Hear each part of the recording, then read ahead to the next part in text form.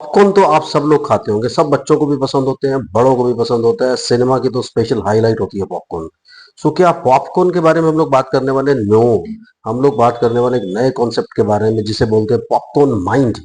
अब ये popcorn mind है क्या, इसके बारे में डिस्कशन करेंगे। अगर आपका कोई बच्चा ऐसा है जो टिक करके एक जगह नहीं बैठता, ओवर टॉकेटिव है, सबको डिस्टर्ब करता है, इसकी कन्वर्सेशन में जंप मारता है, उसकी कन्वर्सेशन में जंप मारता है, स्कूल में जाता है बहुत सारी कंप्लेन आती है, टीचर को डिस्टर्ब करता है, दूसरे बच्चों को डिस्टर्ब करता है, कभी कुछ बोलता है, कभी कुछ बोलता है, कभी किसी टॉपिक में जाता है, कभी किसी टॉपिक में जाता है। एक टास्क दे देते हैं तो टास्क से जो एक फोकस होता है वो फोकस जनरेट नहीं होता। एक टास्क से दूसरे टास्क में फटाफट से शिफ्टिंग होती है कि इसको छोड़ दो ये कर लो, उसको छोड़ दो वो कर लो, उसको छोड़ दो वो कर लो। तो क्या आपके पास कोई ऐसा बच्चा है? इसके बारे में बात करेंगे और पॉपकॉर्न के बारे में बात करेंगे, क्योंकि बड़ा इंटरेस्टिंग टॉपिक होने वाला है। मैं ढूंढ के लाता हूँ आप लोगों के लिए कुछ डिफरेंट इंफॉर्मेशन। अब पहले क्या होता था, ये जितने भी मैंने आपको सारे के सारे एग्जांपल्स दिए, ये सारे बोलते थे कि ये वर्बल एडीएचडी है। तो एक नया कॉन्सेप्ट डेवलप हुआ, इसके बारे में डिस्कशन करेंगे। चैनल को सब्सक्राइब कीजिए, लाइक कीजिए, शेयर कीजिए, पूरी दुनिया में फैला दीजिए। मुझसे कंसल्ट करने के लिए 8168790299 डायल कर सकते हैं। +9 जरूर लगाएं अगर आप इंडिया के बाहर से कॉल करने वाले हैं। हम लोग बात करने वाले हैं पॉपकॉर्न माइंड की। और अगर आपको इंटरेस्टिंग लग रहा है टॉपिक, फटाफट से लाइक के बटन को हिट करें।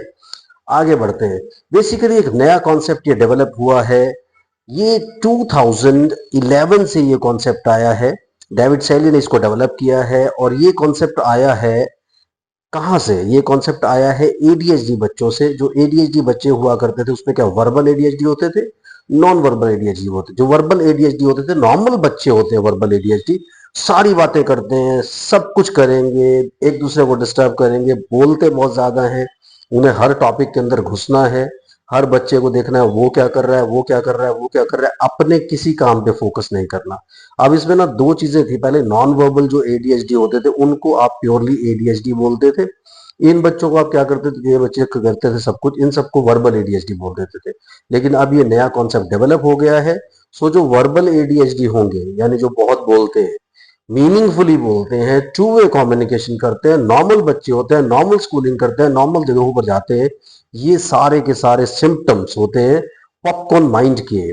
पॉपकॉर्न माइंड एक कॉन्सेप्ट है जिसमें जितने भी बच्चे हैं जो फोकस नहीं करते, एक जगह टिक के नहीं बैठते, दूसरे लोगों को डिस्टर्ब करते हैं, बहुत ज्यादा बोलते हैं।